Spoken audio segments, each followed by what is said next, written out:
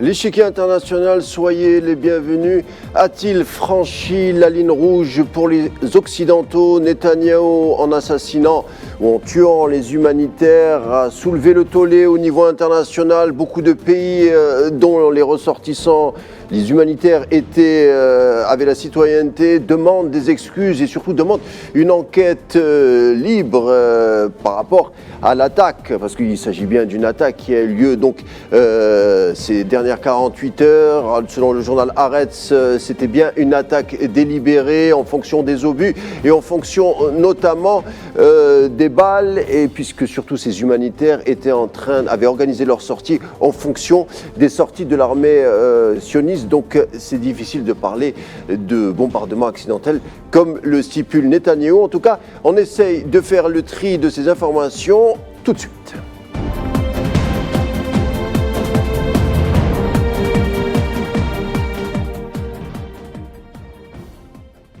En effet, je vous le disais, les condamnations internationales sont pléthores. La France, le Royaume-Uni, le Canada, la Pologne, les États-Unis demandent une enquête rapide et objective. Les condamnations émanent de partout par rapport à l'assassinat de ces humanitaires qui viennent de l'ONG World Central Kitchen, tués, eux qui étaient censés organiser pourtant des corridors humanitaires. Benjamin Netanyahou a dit que c'était des frappes accidentelles, sauf qu'on a beaucoup de mal à le croire. Notamment, les journalistes sionistes de Haaretz disent qu'il s'agit bien d'une frappe délibérée. Donc on en parle avec notre invité du jour, il s'agit de Gamal Abina. Gamal Abina, bonsoir. Bonsoir. Vous m'entendez ? Oui, très bien. Alors Gamal Abina, on va mettre de côté les 32 000 morts palestiniens, en tout cas les Occidentaux le font, mais est-ce que selon vous, Netanyahou a franchi la ligne rouge en tuant, parce qu'il s'agit bien apparemment d'un assassinat ciblé, en tuant donc les 7 humanitaires de l'ONG Central Kitchen? Est-ce qu'il a franchi une ligne rouge pour l'Occident selon vous? Bon, ça c'est un bien grand mot, ligne rouge. Ça fait longtemps qu'elles sont franchies, les lignes, parce qu'on peut tuer les Arabes à profusion. Apparemment, c'est pas un problème, des enfants, des femmes, des hôpitaux. Mais c'est une méthode qu'il utilise, qui est une méthode extrêmement bien réfléchie. C'est pas un hasard. Il les a pas tués par accident, on l'a bien compris. C'était trois missiles. Il savait très bien qui il ciblait. Depuis le début de cette barbarie, il s'est autorisé quand même à bombarder d'abord des civils, puis des habitations, puis les hôpitaux. Il a fait croire que c'était pas lui, en faisant croire que ce seraient des missiles du djihad islamique qui auraient été détournés sur le premier hôpital. Et ça a ouvert la voie au bombardement massif de tous les hôpitaux, dont on voit effectivement aujourd'hui la destruction totale de la plupart des infrastructures, qu'elles soient sanitaires ou qu'elles soient même civiles, simplement scolaires ou autres. Et donc cet homme-là continue à franchir des dizaines de lignes rouges, il ne respecte rien depuis toujours. Il y a des résolutions de l'ONU qu'il ne respecte pas non plus, je le rappelle, la dernière en date n'a pas plus d'une semaine. Et surtout, il se permet de tuer qui il veut quand il veut, parce qu'il y a une logique dans sa tête de suprémacisme. Il se croit être un homme supérieur racialement, il croit qu'il fait partie du peuple de la lumière, il a dit une fois, du peuple élu. Donc tuer quelques humanitaires de plus ou de loin, c'est pas un problème. Ils ont assassiné Rachel Corrie à l'époque, dans les mêmes circonstances. Elle était occidentale, c'était une femme, elle était jeune. Ça n'a pas empêché l'assassinat. Ça ne leur pose aucun problème. Le rapport qu'ils ont au reste du monde est un rapport de supériorité raciale, ethnico-religieuse, qui leur donne le sentiment qu'ils peuvent faire ce qu'ils veulent sans jamais être inquiétés, tant que les États-Unis continuent à les financer. On voit les images, par exemple, de ce véhicule qui a été bombardé par le ciel. Ils ont prétendu au départ que c'était une mine sur laquelle ils auraient sauté. Puis ensuite, le second mensonge, on l'a pas fait exprès. Puis le troisième mensonge, de toute façon, on s'en fout. On fait ce qu'on veut. On est chez nous. On peut tuer qui on veut quand on veut. Si vous venez en Palestine occupée, c'est à vos risques et périls. Alors, l'armée sioniste déclare avoir tué 9000 membres de la résistance depuis le 7 octobre. Pourtant, des responsables de la défense sioniste affirment que ce sont pour la plupart des civils et que Netanyahou est en train de simplement utiliser l'arme de la pression et l'arme de la faim pour essayer de, je ne sais pas, affaiblir en tout cas la résistance palestinienne, en tout cas l'esprit de la résistance palestinienne. Bon, là encore, c'est un mensonge. On a bien compris qu'il est incapable de faire face à des hommes armés. Je parle de son armée, il n'en est pas capable. Pour prendre des exemples très concrets de la logique contre le mensonge, quand on dit, par exemple, qu'il y a entre 30 et 50 000 Palestiniens qui ont été assassinés, On fait référence aux 70 000 tonnes de bombes qui sont tombées, effectivement, qui ont été lancées plutôt, qui ont bombardé la bande de Gaza dans une zone très circonscrite avec 2 400 000 personnes. Donc quand on tire des bombes en cascade 70 000 tonnes, vous ne pouvez pas faire moins de 70 000 morts et blessés. C'est la logique même, ça va pas en dessous de ça. On parle de tonnes de bombes. Quand ils disent qu'ils ont tué 9 000 combattants, d'abord, d'où ils tiennent les chiffres, évidemment, c'est les chiffres de propagande, mais on se rend bien compte qu'ils ont un mal fou face à des combattants déterminés qui n'ont plus rien à perdre, parce que de toute façon, depuis 75 ans, ils n'ont rien à perdre, si ce n'est à récupérer leur territoire. Et de l'autre côté, lui est tellement en difficulté qu'il fait appel maintenant aux juifs ultra-orthodoxes pour aller faire l'armée. Pourquoi fait-il, alors qu'il aurait eu 300 000 hommes sous les drapeaux, soi-disant, pourquoi doit-il faire appel à des ultra-orthodoxes qui s'interdisent de faire le service militaire au motif que, soi-disant, tout va bien? Rien ne va bien. Il prétend tuer des Palestiniens, mais il ne parvient pas à ses objectifs. Il prétendait en finir avec le nord de la bande de Gaza. Donc, il y a toujours des requêtes de tirer, toujours des combats acharnés. Ça ne s'arrête pas depuis 7 mois. Il est rêvé d'une guerre de 6 jours à nouveau. Il n'obtient même pas de résultat au bout de 6 mois. Donc, il faut bien faire attention aux mensonges proférés par cet homme qui est un menteur professionnel, qui est un escroc. D'ailleurs, il a été condamné pour cela, pour des détournements de fonds. Il y a tout un tas de procédures en justice qui sont entamées contre lui. Et il s'accroche désespérément à son pouvoir parce qu'il sait qu'au terme de cette défaite, et il y aura une défaite annoncée, il va devoir rendre des comptes à sa propre justice. Et j'en veux pour preuve qu'il a été malade pendant quelques jours, le pauvre chou, mais des manifestants l'ont accueilli à sa sortie de l'hôpital, à son domicile, avec une colère extrême, parce qu'ils se rendent bien compte qu'entre les mensonges proférés par lui et son gouvernement de racistes et la réalité de terrain, il y a beaucoup de distance, et les gens voient bien qu'il y a un problème, voient bien qu'il y a des massacres de masse, voient bien que le monde entier condamne cela, voient bien que même les Occidentaux qui sont ultra proches des sionistes condamnent cet État, parce que ça commence à se voir, les massacres, et surtout ils ne respectent rien. Je veux dire, c'est la première fois qu'on voit depuis les guerres modernes, les guerres industrielles, autant de renseignements sur les territoires qu'ils contrôlent et autant de cibles civiles, donc de crimes de guerre perpétrés en cascade, alors qu'effectivement, il y a des lois contre cela, mais ça n'intéresse pas apparemment. En effet, vous parliez enfin avec vos mots, moi je vais utiliser un autre terme, c'est le narratif sioniste qui prend l'eau de toutes parts. En effet, sauf que cette fois-ci, ce sont bien les conseillers militaires de Netanyahou qui critiquent l'absence de stratégie. Hier, on avait reçu Jacques Beau et on lui avait posé la question en lui disant, est-ce que ce tapis de bombe, est-ce que ces dégâts, c'est du jamais vu, hein, des dégâts, ce tapis de bombe qui détruisent toutes les cibles militaires, les hôpitaux, les dispensaires, toutes les structures publiques, est-ce que ce tapis de bombe ne répond pas justement à une absence de stratégie militaire de la part de Netanyahou? Il a été bien obligé, Jacques Beau en l'occurrence, de constater qu'en effet, que l'armée sioniste est beaucoup plus affaiblie qu'on l'aurait cru au départ. On avait reçu Jacques Beau à la radio, sur lequel on a eu l'occasion d'échanger effectivement ces questions-là. Et en vérité, vous avez raison. Un tapis de bombe, on voit bien en Afghanistan, un tapis de bombe, en Irak, tapis de bombe, ça n'a pas empêché la défaite américaine. La seule chose qu'ils gagnent, comme au Vietnam, 3 millions de morts tout de même, 3 200 000 morts provoqués par la barbarie américaine. Le résultat, c'est qu'ils ont échoué. En tuant des civils, non seulement vous ne gagnez pas la guerre parce que les cœurs sont contre vous, mais vous radicalisez les populations en face qui deviennent de plus en plus dans l'opposition, dans la volonté de vous chasser, parce qu'effectivement, ces populations, il faut le rappeler, sont chez elles, que ce soit l'Afghanistan, la Palestine, l'Irak, ce sont des gens qui se battent pour leur territoire face à des envahisseurs. Et la question palestinienne, c'est la même. Ces Européens qui sont venus prendre un territoire qui n'était pas leur au départ, il faut se rappeler qu'historiquement, à part ce mythe fondateur d'Israël, rien ne tient sur le plan du droit international, tout est une véritable manipulation grossière de faire croire que ces gens se battent pour leur territoire. Ils se battent pour un territoire qu'ils ont conquis par la force, ce sont des colons. Et en face, il y a les Palestiniens qui sont massacrés, c'est vrai, mais qui se battront jusqu'à la mort. Parce qu'il faut bien comprendre que les Palestiniens aujourd'hui, ils n'ont rien à perdre. On leur a tout volé, on leur a volé leurs terres, leurs richesses, leur dignité, entre guillemets, avec ces accords de 93 qui n'ont rien donné. Et aujourd'hui, ils se rendent bien compte que c'est les dindons de la farce. Ils préfèrent se battre aujourd'hui, l'arme à la main, face à un ennemi qui ne leur fait pas peur, hein, ça c'est clair et net, hein, ça fait tellement longtemps que ça dure, plutôt que de continuer à accepter l'humiliation de se faire tirer dessus en tirant des cailloux, en faisant des intifadas, 1, 2 fois, qui n'ont rien donné, et finalement, le statu quo a profité à l'ennemi. Donc c'est vrai qu'aujourd'hui, ce tapis de bombe, c'est massacre de masse. Ces infrastructures détruites avec des bulldozers, il faut quand même voir que c'est la seule armée au monde qui fait la guerre avec des bulldozers. On n'a jamais vu ça.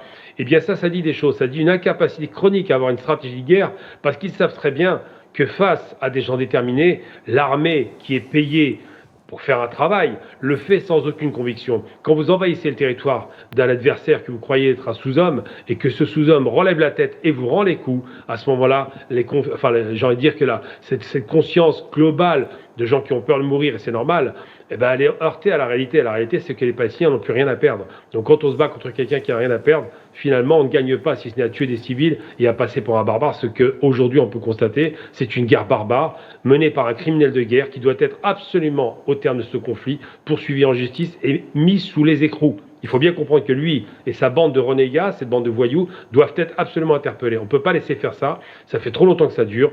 De toute façon, les objectifs de guerre ne sont pas définis parce qu'il n'y en a pas. Le seul objectif, on le connaît, c'est l'évacuation par la force de toute la population de Gaza et faire un nettoyage ethnique d'un territoire qu'on croit soi-disant sous contrôle. Alors, Gamal Amina, on en avait parlé ici même de la, je ne sais pas si c'est le mot est juste, mais la ténacité. En tout cas, Netanyahou se maintient, alors qu'il est en train d'utiliser le tout offensif, le tout bombardement. Il vient juste de bombarder le consulat d'Iran en Syrie. Il a fermé la chaîne de télévision Al Jazeera. Il essaye de faire passer ça par la Knesset, mais ça a beaucoup de chances de se maintenir, en tout cas de se concrétiser, parce que le Al Jazeera est accusé de baisser le moral des troupes de l'occupation. D'un autre côté, il tue des travailleurs humanitaires. Netanyahou, en même temps, il est là depuis 93. Même en 93, il avait dit, 24 heures après le meurtre de Yitzhak Rabin, il avait dit qu'il était là pour faire enterrer les accords d'Oslo. Donc finalement, il a bien un ancrage, ce Netanyahou, il a bien un enracinement quelque part pour tenir à ce point. Il a bien l'ancrage, il a l'ancrage d'une population à qui ils vendent la propagande, mais c'est facile à faire. On a vu ça chez les nazis, la propagande en cascade, faire croire qu'en face, vous avez des êtres humains qui ne sont pas des êtres humains, mais des animaux humains, terme utilisé par ce gouvernement raciste. Il ne faut pas oublier qu'on est avec l'extrême droite. L'extrême droite vous martèle de la propagande, et la population, qui est une population traditionnellement, traumatisée, il y a un traumatisme lié à son histoire, et une population qui est complètement empreinte de ce mythe, qui sont dans une situation où tout le monde veut leur peau, en gros c'est ça l'idée, eh bien cette population est à même d'entendre ce discours-là, de l'accepter et de le maintenir et le soutenir. Problème, Netanyahou a aussi vendu, en dehors de cette propagande extrêmement immonde, il a vendu du rêve. Il a fait croire qu'en écrasant les Palestiniens définitivement, il n'y aurait plus personne qui irait s'opposer à lui. Ça n'a pas fonctionné, puisque le 7 octobre, il y a une contre-offensive palestinienne qui a été menée de façon assez impressionnante. Ce sera étudié plus tard dans les livres de guerre, parce qu'on se rend bien compte que la haute technologie face à la tradition de guerre basique, eh bien la haute technologie s'est effondrée. Mais c'est vrai que cette population veut croire ça, parce que cette population est abreuvée de propagande qui fait croire qu'ils ont des monstres en face d'eux. Et ça, c'est une réalité, malheureusement. Après, il y a l'autre aspect. Monsieur assassine des gens, monsieur est capable de faire feu de tout bois, monsieur attaque l'ambassade d'Iran. C'est une annexe de l'ambassade qui a été frappée en Syrie. Et cet homme est prêt à entraîner, parce que c'est son objectif, vu qu'il ne trouve pas de solution militaire sur le terrain face au Hamas et aux organisations palestiniennes en général, eh bien il veut entraîner l'Amérique dans sa guerre en se disant, bon, il y a Trump qui va arriver, on aura peut-être moins de soutien, ou c'est peut-être pas aussi clair qu'on l'espère. Alors on va tout faire pour entraîner Biden dans ce conflit en faisant du pierre le coup. On détruit le Hamas et on détruit le soutien du Hamas qui est l'Iran. Parce qu'effectivement, l'Iran, in fine, devient effectivement la cible prioritaire depuis toujours de cet homme qui est un criminel, on le sait, mais surtout un raciste. Donc il aimerait que l'Amérique attaque l'Iran pour pouvoir garantir que lui obtienne sa victoire inespérée. Ça n'arrivera évidemment pas, mais il n'en demeure pas moins que l'attaque contre l'Iran va avoir des conséquences très lourdes. Ça va intensifier la résistance. Ils vont alimenter en armement toutes les factions qui sont favorables à l'Iran, et il va peut-être y avoir une frappe directe de l'Iran. Pourquoi pas? Tout est possible aujourd'hui. Il pousse à la guerre, il veut une guerre généralisée pour écraser les quelques résistances qui restaient face à l'État sioniste. À l'époque, on se rappelle, c'était sous le mandat Trump, le général Soleimani, le général iranien, avait été tué. Tout le monde se posait la question, quelle allait être la riposte de l'Iran?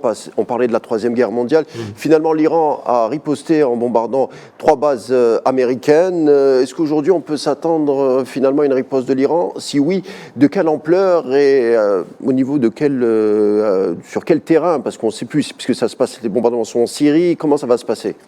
Alors, il y a plusieurs possibilités, parce que l'Iran n'est pas, comme il le dit si bien, c'est Ahmadinejad qui disait ça, l'ancien président iranien Ahmadinejad disait, nous sommes des joueurs d'échecs, nous prenons notre temps. Là, le problème, c'est qu'entre l'assassinat de Soleimani, qui a été poussé par effectivement Trump sous les bons conseils de son neveu et de l'ancien responsable de l'équipe Bush, j'ai plus son nom, ça va me revenir, donc un criminel aussi, Trump a poussé l'action et s'est rendu compte qu'elle était dangereuse. Trump est un homme d'affaires, il n'a pas envie de faire la guerre, ça ne l'intéresse pas, c'est un isolationniste. Mais c'est vrai que son ancrage par rapport à Israël est lié à la liaison de sa fille avec un sioniste. Donc c'est vrai que ça a tendance à pousser sa position. Hassan Kirchner. Kushner, absolument. Et donc, celui-ci, d'ailleurs, apparemment, il y aura quelques tensions actuelles, mais bon, quoi qu'il en soit, la question qui se pose aujourd'hui, c'est est-ce que l'Iran va répondre à l'agression, parce qu'elle existe, de Biden, qui laisse faire. Parce que c'est Biden qui finalement, au bout de course, pourrait tirer la corde et stopper l'autre criminel de guerre. Eh bien, oui, il va y avoir une réponse. Les Iraniens sont des joueurs d'échecs. Il est probable qu'ils activent plus ou moins leurs sections qui leur sont favorables, que ce soit le Hezbollah libanais ou irakien, que ce soit les milices en Syrie, que ce soit les Houthis. Il a tout un tas l'Iran a tout un dispositif en place qui peut faire pression. Mais pas seulement, ils peuvent abreuver d'armes, ils le font déjà, les Houthis, pour taper directement avec des drones, par exemple, suicides, les drones Shahid.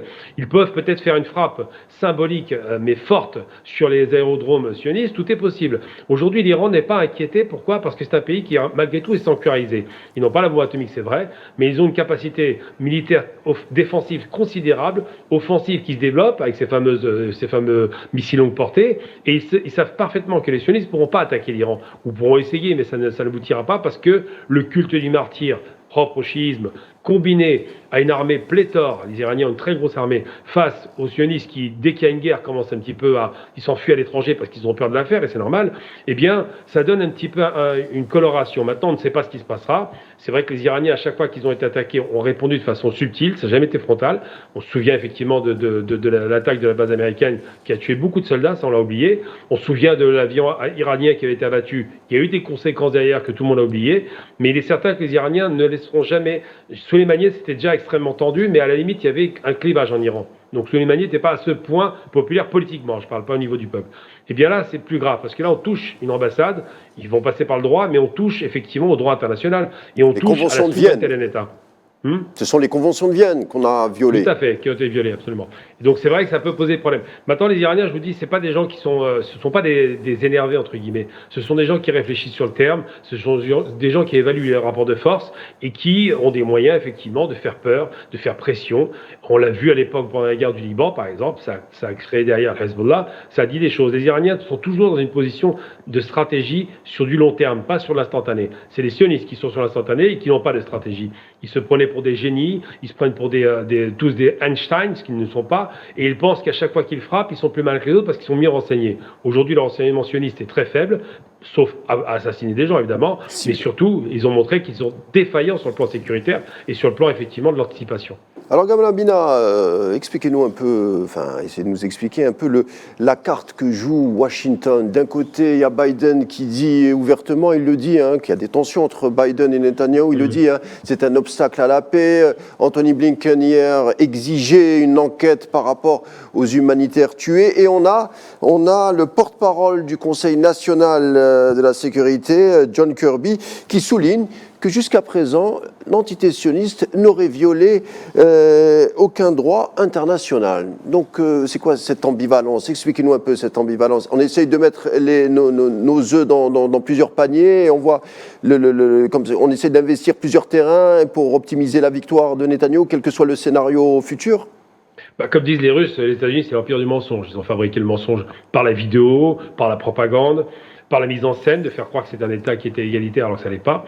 Et c'est des gens qui ont effectivement, vous parlez de Kirby c'est un juif sioniste, on peut parler de Blinken qui est juif sioniste, il revendique, et Biden qui lui est sioniste mais n'est pas juif, il est protestant. Donc c'est pas une question religieuse, c'est surtout une question, il y a un rapport effectivement ethnique comme ça, plus ou moins ambivalent, mais il y a une réalité. On peut dire, on va condamner comme ça de façon de pure forme, il n'y a rien de sérieux là-dedans puisqu'il n'y a pas d'action derrière, on va condamner une action qui est une action criminelle, c'est comme ça qu'on l'appelle, quand on tue des gens ciblés, on cible des personnes qui n'ont rien à voir avec la guerre, c'est du crime. Et en même temps, on dit ça, c'est pour amuser la galerie, pour dire aux gens, vous vous rendez compte, ils ont fait ça, c'est pas bien, on va leur dire, mais en même temps, on ne fera aucune action coercitive, qu'elle soit économique, qu'elle soit militaire, on continue à alimenter en armement, et qu'elle soit politique. Donc rien n'est fait, c'est juste pour faire plaisir à une frange de la population qui est de plus en plus en colère aux États-Unis, pour dire, voilà, on essaie plus ou moins de les condamner, mais en même temps, on continue à maintenir bec et ongle nos soutiens à cette entité, parce qu'on considère que ça reste notre meilleur allié dans la région, vu qu'on a perdu l'Iran, avec le Shah d'Iran qui a chuté. Donc aujourd'hui, les États-Unis s'inscrivent vraiment dans une logique long terme, ils veulent conserver leur relation, quel que soit d'ailleurs le dirigeant, ils diront toujours que c'est le meilleur allié de l'entité sioniste, et les sionistes le savent, donc ils en profitent. Donc il y a vraiment un jeu un petit peu de dupe, où on veut endormir la population avec des condamnations de pure forme, mais dans les faits, ça n'empêche pas la continuation de la guerre par la livraison d'armes et de financement. Alors le narratif sioniste au départ, depuis le début, depuis le début, dit table sur la destruction du Hamas. Sauf que on l'oublie, mais la Cisjordanie aussi est sous le joug de la colonisation. Smotrich vient d'annoncer pas l'annexion, le vol, utilisons les termes adéquats, le vol de 1200 hectares en ne respectant pas, en non-respect par rapport au droit international. Il y a aussi des camps de prisonniers en Cisjordanie. La Cisjordanie aussi, vous l'avez stipulé tout à l'heure, les bulldozers détruisent absolument tout pour s'accaparer ensuite des espaces et des maisons des Palestiniens donc en Cisjordanie occupée. Donc on le voit bien finalement, Netanyahou fait avancer ses pions malgré les bombardements, malgré les condamnations de la communauté internationale, mais en tout cas pour les sionistes, Netanyahou fait ce qu'il fait. C'est ce qu'il fait, c'est-à-dire il continue à rêver du grand Israël et continue à s'accaparer les terres des Palestiniens. Il en rêve. Bon, après, en face à lui, il y a 430 millions d'Arabes, déjà pour commencer. Il y a beaucoup de dirigeants qui trahissent, mais les peuples ne trahissent pas. Ensuite, Eretz Israël, c'est un vieux rêve qu'ils ont, effectivement, qu'ils caressent encore, puisque c'est un extrémiste. Mais il me rappelle, Netanyahou, toute proportion gardée, c'est un petit Hitler. C'est ce que j'appelle un jusqu'au-boutiste. Il sait que la guerre sera perdue, il sait qu'il n'atteindra pas les objectifs, mais il faut continuer à raconter à sa population qu'il a des Wunderwaffen, des armes superbes qui lui permettront de gagner. Il veut faire croire à sa population qu'il va reprendre tous les territoires alors qu'il ne le pourra pas. Il veut faire croire qu'il a dans sa poche les États-Unis alors que ça commence à craqueler malgré tout parce que les autorités américaines vont finir par être bloquées par le réel. Et surtout, il veut faire croire qu'il pourra récupérer autant de territoires qu'il voudra sans la moindre conséquence. Il y aura des conséquences. La première des conséquences, c'est le mythe d'invincibilité qui a totalement sauté, aussi bien au niveau militaire que sécuritaire et de l'information. Et surtout, la seconde conséquence, c'est que son fameux dôme de fer, aujourd'hui, qui est épuisé à force d'attaques de missiles, finit par ne plus défendre des parties du territoire. On voit bien que ça passe un peu partout, parce qu'effectivement, aujourd'hui, ils sont sursollicités et que le dôme de fer, c'est de la haute technologie qui coûte très cher. Quand on défend avec un missile qui vous coûte 2 millions de dollars, contre une roquette qui coûte 2 000 $, vous voyez le rapport de force. Donc c'est vrai que cette guerre économique est perdue, que la guerre politique est perdue, que la guerre de l'image est totalement perdue, et qu'il s'accroche bec et ongle à des rêves de suprémacisme et de domination totalitaire sur un territoire qui n'est pas le sien. Donc aujourd'hui, il rêve de cela, mais la réalité va le rattraper comme Hitler en 1945, le 8 mai il finira par disparaître. Eh bien, cet homme-là finira par disparaître dans les geôles certainement de son propre pays, mais il est certain qu'aujourd'hui, il a failli. Il a promis du rêve, il n'a pas tenu sa promesse. Maintenant, on n'aime pas les perdants, il sait qu'il va y avoir une défaite, on ne peut pas détruire une idée, on peut tuer des gens en cascade, sauf qu'il faudrait, pour en finir avec le Hamas, qui tue à peu près 5 à 6 millions de Palestiniens qui lui sont favorables aujourd'hui, il faudrait qu'il en finisse avec toutes les factions palestiniennes qui se battent jusqu'en Cisjordanie. C'est pas le Hamas qui se bat en Cisjordanie, mais aujourd'hui, effectivement, il est coincé. Le seul allié qui lui reste dans la région, c'est les États-Unis, et ces États-Unis, je ne parle pas des pays arabes qui ont trahi, mais les États-Unis commencent à un petit peu être mal à l'aise par rapport à ça, parce que vraiment, qu'on tue aussi massivement des femmes, des enfants, qu'on détruise des hôpitaux, qu'on bombarde alors qu'en face il n'y a pas d'aviation, pas de DCA et aucun moyen de se cacher, ça commence à se voir que c'est un massacre de masse qui devient un génocide. Donc cet homme est un criminel, il faut l'appeler pour ce qu'il est, c'est un raciste criminel et il finira par répondre devant l'histoire de ses crimes. Il se croit en sécurité chez lui, mais le problème c'est que quand on est chez soi, on peut, s'il y a un mandat d'arrêt international, on peut être interpellé dehors. Plusieurs fois, il a failli être interpellé, mais ça finira par arriver. Quoi qu'il en soit aujourd'hui, la question palestinienne va le dépasser de loin. Il n'est plus maître à bord, parce que s'il y a une extension du conflit, ça risque d'être vraiment très compliqué pour sa politique impérialiste. Alors Gamal Abina, répondez s'il vous plaît en moins d'une minute, on arrive à la fin. Est-ce que selon vous, ce qui se passe à Gaza, qu'est-ce que ça nous révèle sur le monde, sur l'état du monde ? J'ai envie de dire que l'impérialisme et le capitalisme combinés dominent actuellement le monde. Ça commence à changer, mais ils dominent le monde. Et ce qui est inquiétant, c'est que les beaux discours, les droits de l'homme et tout ça ne tiennent pas devant le réel, entre guillemets, des intérêts d'État à État, des intérêts géopolitiques et géostratégiques. C'est-à-dire qu'on peut tuer, comme on l'a fait au Vietnam, 3 millions de personnes. Les gens manifestent en masse, comme c'est le cas aujourd'hui. Malheureusement, il faut beaucoup de temps pour que ça change. Et c'est certainement pas les principes humains qui l'emportent sur les intérêts personnels, les intérêts d'État à État, et surtout les intérêts géopolitiques. Donc c'est vrai qu'aujourd'hui, la Palestine est en danger, mais en même temps, je reste sur une note positive.